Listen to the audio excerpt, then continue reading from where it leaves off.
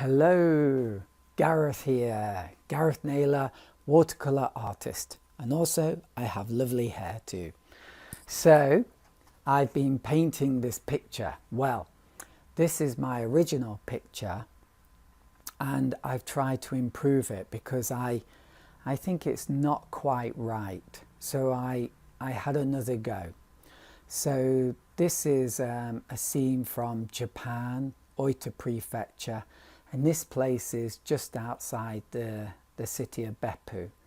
So there's something about this painting that I really like. I think the lighting is beautiful, really nice, and I think this mountain in the distance and the soft reflection, I'm not sure if that's realistic, but I like it, and I just think it looks really good. And also the dry brush or sparkle in the sea. And I also love this this cluster of rocks and the way they come out from the main piece of land in this way. I think that's really nice, and looking at it now and talking about it, I can see that in the new paintings I did of this, that I didn't get it quite right. For example, the way it starts out thick and becomes just this thin line. In a way that's so obvious, isn't it? But I've painted this picture now about 10 times at least, and I didn't have it ending up being this few little dots here. And it sounds maybe stupid to talk about something like that, but as I look at it now, I can see visually that's so important. So it starts out as this big cluster and ends up with just these tiny few bits around here and here. I can see how visually that works really well. And I'm glad I did this video because I just didn't see that. I knew instinctively, this is good, this is interesting, but I couldn't understand why, logically or whatever. And now this video has helped me to put it into words. I also like this shadow. I also like the way these these ripples, these sparkles curve. They're curving because of the curve of the land, and that's very exciting. I really like that, and that's something that I did capture. And I just love the touches of light here and the glow here and the curving sparkle. And then we've got this lovely cluster of rocks and then this dark shadow. And perhaps that's too dark, but I like it. And I really haven't made the shadow, maybe it's a reflection, right? I haven't really made this reflection dark enough. And I like the way you get this cut here of light or whatever it is coming through the reflection. That's nice. What I didn't like about this painting was the tree. It's okay, but it's not quite right, and it's actually too big. This is higher and the tree is smaller. But I don't mind changing things like that if I think it works better, but I'm not sure it does. I think it doesn't quite look right. And I didn't quite like this green mass. You might like it. Let me know in the comments.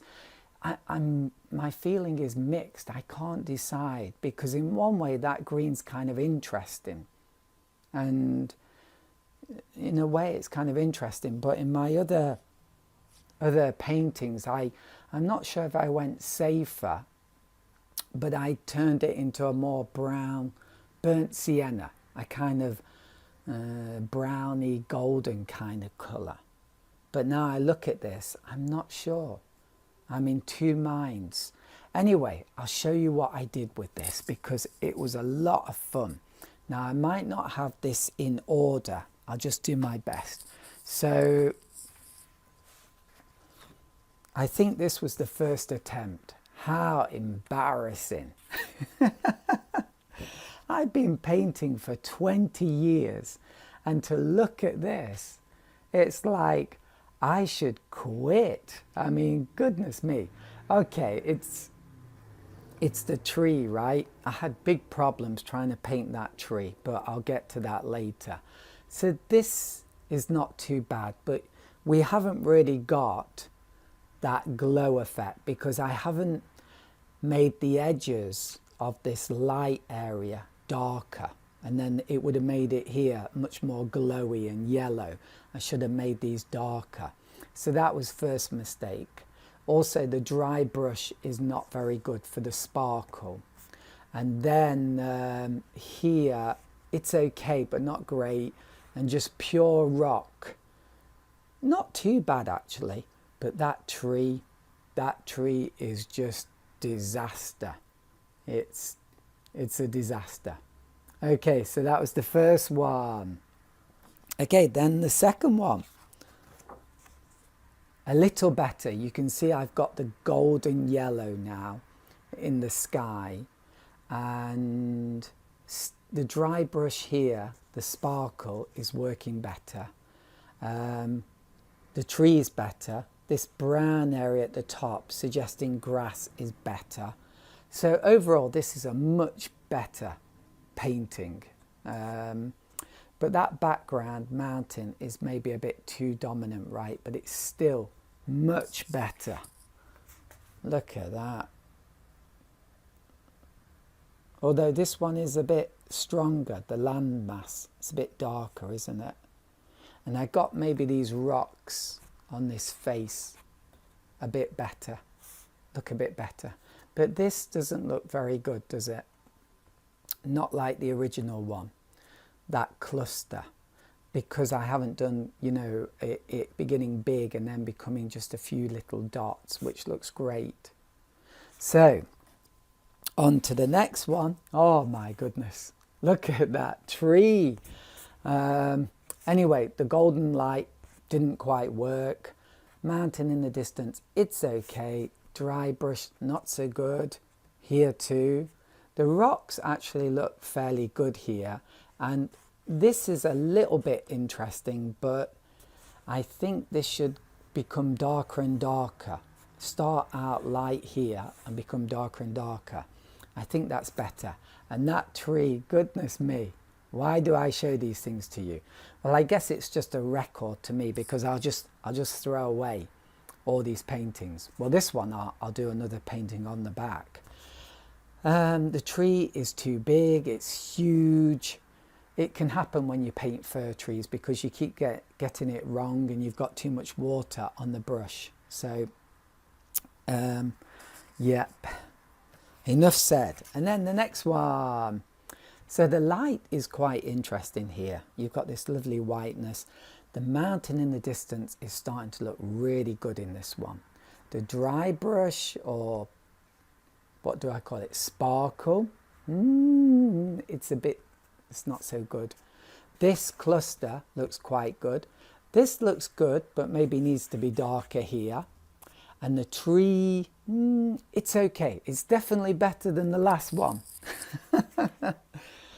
Of course, right?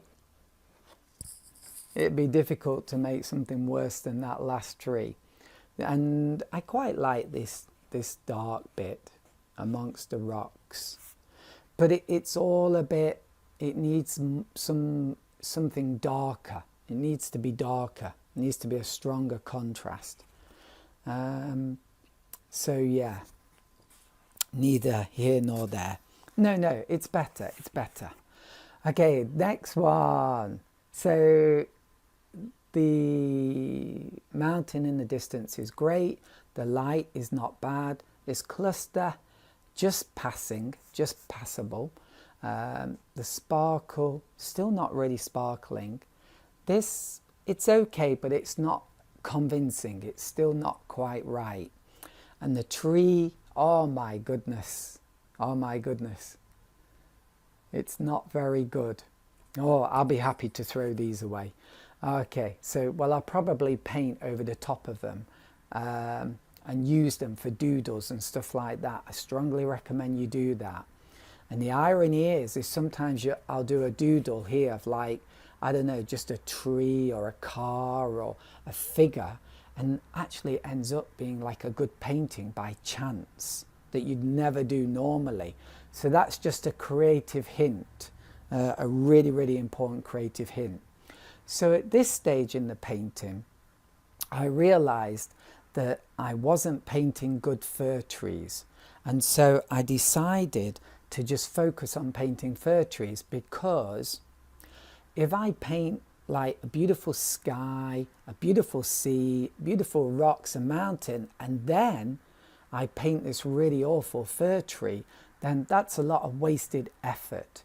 So an important point, maybe this is obvious, Mickey Mouse stuff, right? But maybe it's not, I don't know. But if there's a difficult thing in your painting, or a tricky thing, or something that you're not painting very well, then on your scrap paper, just paint that thing again and again and again until you figure out how to paint it reasonably well. So you're not just wasting your time and painting a great picture and then spoiling it because one thing you can't paint well. So there's another great tip. So what happened is I painted lots of these. I'm not actually showing you everything I did. There's a few more things that I did that I'm not showing you. I think this is where we hit the jackpot. Yeah, because look, I did some more, not quite working. I did some more, Unbelievable. But this is what I mean. You've got to solve it. You've got to crack the problem. And you really need, another important tip, you really need to believe that you can solve the problem. Even if you're a bit of a, I don't know, C-grade student in life, like me, and at school, you've really got to believe you can solve the problem, because, you know, you are a human being, you have a human brain, you're not a monkey. And it's very likely that with enough focus, you'll find a solution. And that's a really good feeling when you do that. And it's a confidence boost. I don't like all this talk about love yourself or even hate yourself, but there is these stages of like having a problem and overcoming it, and then you get this feeling of competence. And I kind of trust that you can figure things out, and it's an essential skill. I just wish I did it in everything else, not just painting. Maybe my life be a lot better. So here I go, look at these guys. But I hope this is encouraging for you. So like when you paint a crap tree, sorry for swearing, but when you paint a bad tree, do not get downcast and think, oh, I should give up. Because look at this, 20 years of painting, and I painted a tree like that. But I also painted a tree like this. If you, whoops, just a minute. If you continue, you will get there. It's a lot about having faith. It's a lot about believing that if you focus on the problem, you will eventually solve it, that you are capable of doing that. And also, I did solve the problem, and this is how I did it, and common sense again. But artists, you know, we don't always have a lot of common sense, guys. Well, sometimes we don't, right? And sometimes we forget the basics because we get so involved in things that we forget about simple stuff. So what I did was I just went to Google and I typed in fir trees, and I saw these silhouettes of fir trees, and I didn't have to photocopy or anything. I just looked at the shape. Of course, there's many different kinds of fir tree shapes, but this is the kind I liked. This is the kind I thought, I can do this and it will look good. And basically this one is a kind of line going down. I think I used a kind of small bamboo brush. I like them compared to round brushes because you can get better edges, rough edges. And what I did is a line going down, and then I do a few lines at the top, and then some more lines curved like this, but a bit thicker, and then some more below that, and you leave these gaps. Can you see these this stem? But this is the trick. You carry on leaving these gaps, but then you start to fill in those gaps and they get slightly thicker, thicker, thicker, thicker, thicker, thicker. You get it? And that was the trick. So I had to look and work it out, yeah? And another thing I tried to do was, first of all, I used something like phthalo blue and a dark brown like burnt sienna or burnt sienna or burnt umber. Yeah. And then I tried to drop in touches of cobalt green. And it can work, but sometimes it didn't work. So if you do it just one colour, you'll probably have a fairly good looking tree. But I wanted to make one side a bit lighter so the sun was catching it. But you don't have to do that. You know, take these things, don't try and do too much too soon. Don't overdo it. If it's like becoming too painful and the joy's going out of it. Sometimes just keep it simple and do a nice painting. And here's some more practice. This is previous, yeah, this is previous stuff and this is previous stuff. But it gives you an idea of the kind of effort sometimes I have to put into a painting to make it work. And I must be a bit rubbish, to be honest, because I think a lot of artists, they just paint the picture and it's done. I mean, not me. Okay, I'm going to stop this video now because it's getting way too long, and then we'll just continue in a minute. Okay, so I'm back again, and this was the original picture, right? This was the original one. And then, and this is a bit hard, but the original one still has something better than all the new ones I've done. And you just have to be honest with yourself. Now, from this point on with my new tree, I started to paint fairly good pictures. I'm just trying to look for which one was next. I think it was this one. Could be wrong though. So now I think it's starting to look better. So the lighting is better, quite good. I like this grey sky and this grey mountain, and this sparkle is a bit better. And this cluster doesn't work right. You see how I didn't realise it should have been thicker here and then just become dots here. But I kind of messed that up. It's okay, but it could be better. The tree looks like a good tree, maybe a bit faint. And then this looks quite good. Maybe it should be darker here. But not bad, not bad. And then maybe this is the next one. So with the sky, I really went, can you see the yellow to the orange? I did it vertically, but it makes a really nice effect. It just really glows, doesn't it? You got this beautiful white here, and then you've got this lovely sparkle here. And the tree, okay, maybe it's not fantastic, but that's not a bad tree, right? It's really not a bad tree. It works, and almost I got the right thing with the rocks here. Almost becomes dots, but not quite. And I think this one looks nice. And this was painted on my smaller pad and cheaper paper.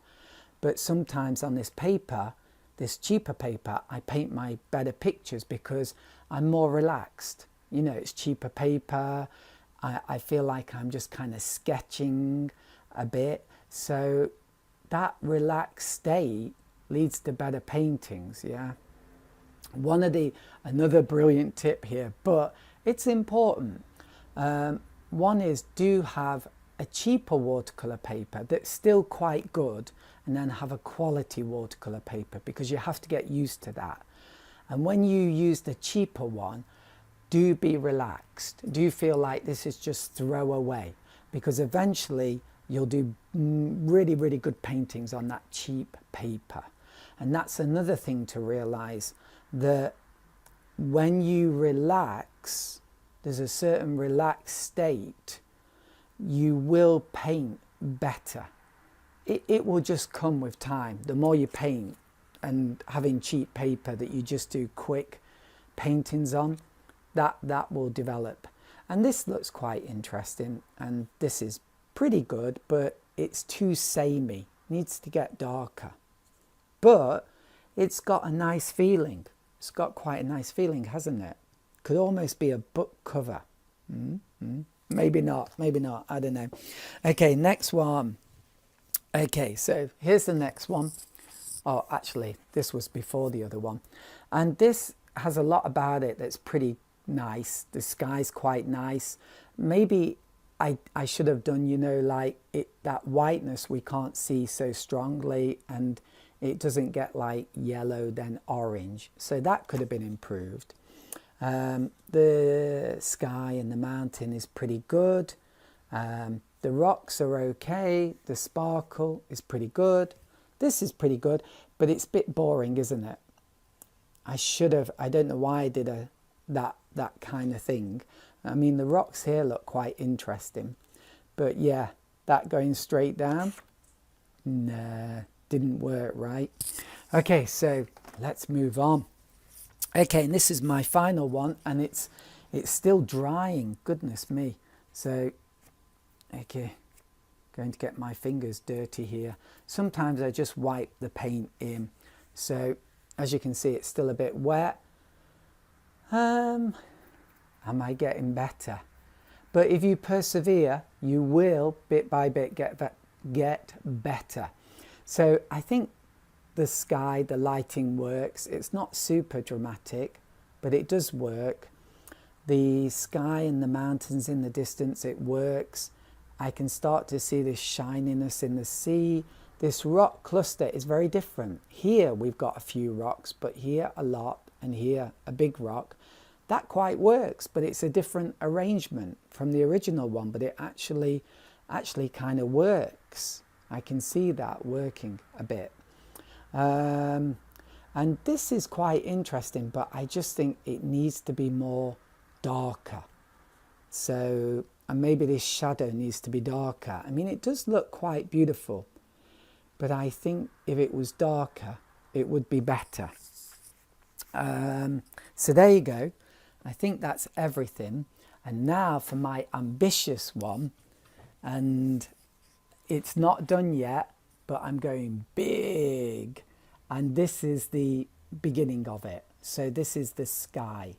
And I almost want to leave it like that because it just looks so beautiful and pure. But you know, you've got to have courage. So I'm going to start this one now, and let's see how it goes. Now, one of the things I always recommend when you paint big, again, very common sense, when you go from small size to big size, your brush has to go from small size to big size. And there's many reasons why we don't do that, right? Because we have to buy another brush and it's more expensive, and maybe it's just habit, just not thinking, and just use the same brush. You desperately need bigger brushes. You need to be able to cover that space quickly to really make a good painting. And one of the things that is against me when I paint this is that I've used my biggest brushes already for painting this sky. I used a very big bamboo brush, and I'm going to have to use the same brush for this big painting because I haven't got a bigger one. So it's going to be a bit challenging, but let's see how it goes. I might be able to pull it off, but I think if I had a bigger brush, it would work out. It would work out better. So there you go. I'll be back soon and we'll see if it works. Did it. So took me about half an hour, and here it is. I'm quite happy because when I looked at the other paintings that I showed you before, when I looked at them, I thought they were good. But then when I saw them on this screen, I thought, they're not that good. Whereas this one, it's the opposite. When I looked at the original one, when I looked at it directly, I thought it's good, quite good. But when I look at it on this screen, on this cell phone screen, I think, wow, looks really good, I think. Do you notice how I tried very hard? Can I hold this? I tried very hard to make this like thick and then go thinner into little bits. It probably isn't that obvious, but it works a bit. And can you see how that really looks nice? And it's that kind of visual understanding of clusters and shapes and patterns. Once you get a feeling for that, then you'll really make good paintings. But even me, after 20 years, I'm still not, still make mistakes there. Maybe this should be even thicker here, and then even a bit more bittier here. In the original one, I think there was just one rock at the end, and it gave it that lovely pointed shape. So maybe it could be, it could be improved. It could be improved. And here, I'm not sure if it gets noticeably darker, but the massive darkness is more. And here it gets noticeably darker. Here, lighter in the reflection, and then darker. And I think that looks really good. I think the tree is smaller looking because the whole paper is bigger, and I think that works well. I think that smaller tree looks a bit lonely. Maybe it looks a bit too perfect, that tree. I'm not sure.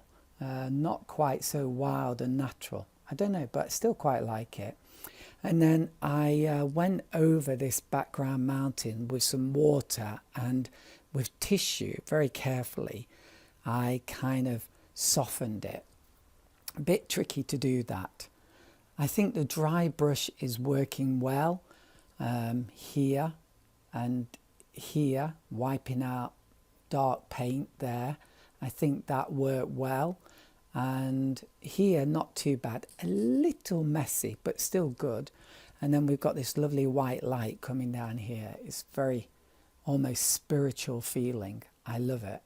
So I'm actually quite happy with that. And the more I look at it, I think, it's got something. It really has got something. So I'm also really happy because I did a big size, and that can be such a challenge. And hopefully when this is put in a frame, it's just going to look absolutely amazing. Okay, maybe that's a bit, it sounds a bit egotistical, but what the hell, you know? You have to step forward, right? So yeah, I think in a frame, it's really going to look good. So that's it, basically, guys. That's basically it, friends, right? And I hope you found this interesting. If you are an artist, I hope it shows you, put this down, it's very heavy. If you're an artist, I hope it shows you how you've just got to push through, no matter how bad sometimes your paintings look, because there is that suck, and it does suck. It really, really does. And you've just got to push through and keep going and believing, because if you do that, you will eventually end up with good paintings, but it does take time and it does take effort. And if you're someone who likes paintings, then I just hope you've enjoyed seeing this process. And that's it. Have a nice life. Well, I don't know how to end these videos. Well, I just hope you have a nice day. That will do, right? And hopefully I'll be back soon with a new project. Well, a new painting. In fact, I will. I've already got an idea. So I've been trying to do 50 paintings of Spain. And I knew something would interrupt it, and it did. I got up to about 16 or 17, which is not bad. But then something interrupted it. But I did ask people to send me photos of Spain that I might use for paintings, and 2 people did. So I feel a kind of obligation. I choose, yeah, to do like a painting from the photos they've sent me. So those might be the next 2 paintings that I have a go at. So what I really want to do in these videos with you is just really put it out there. I want to show you the whole process as much as possible. I can't do this stuff real time because when I'm actually painting, I just need to focus on trying to make a good painting, and that's my numero uno, my number one thing, to make a brilliant painting. That's really what I'm about. But lost my train of thought. But if I can show you some of the process, then yeah, I've got no idea what I'm talking about now. But anyway, I'm trying to find my way back to what the hell I was talking about. But yeah, I want to put it all out there, but I can't show you actual live painting at the moment because it would just confuse me and it would get in the way of making a great painting, because I need that time to really solve some of the problems and work out how to make a great painting. So hope you understand that. It was very messy, but that's also what I hope you see in these videos, that the creative process is very messy. It's not beautiful sequential process that we can follow every time and it works. So also I wanted to say something else, but I totally forgot what that was. Oh yeah, I want to put it all out there and show you the mistakes as well.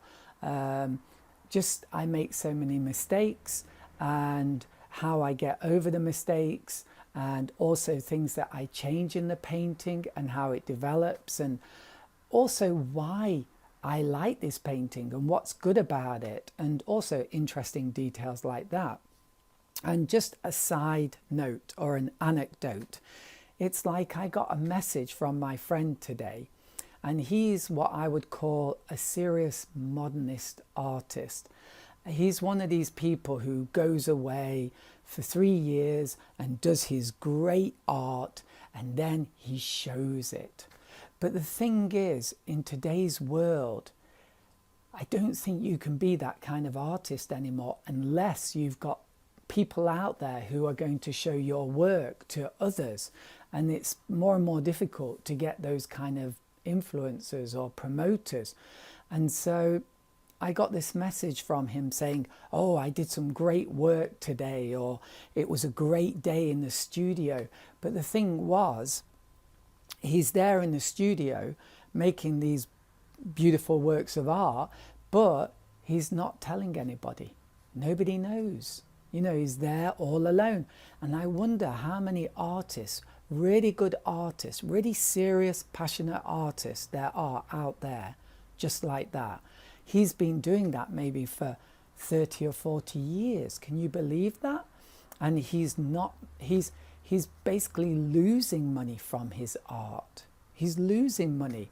And just, to me, it was a wake-up call, because I was the same. For 5 or 6 years, I'd go into the Japanese countryside, I'd be painting, I'd really love it. It'd be a spiritual high. It's just when you're out there with that enormous blue sky above you, the sun shining on your face, in a rice field, looking at fantastic mountains, it's amazing.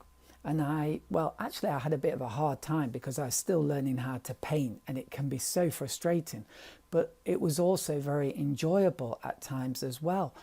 But it was like I wasn't selling my work. Nobody knew about me. And the marketing side of stuff can be so painful. So basically, I've taken a tip from Seth Godin, and this is why I make these videos.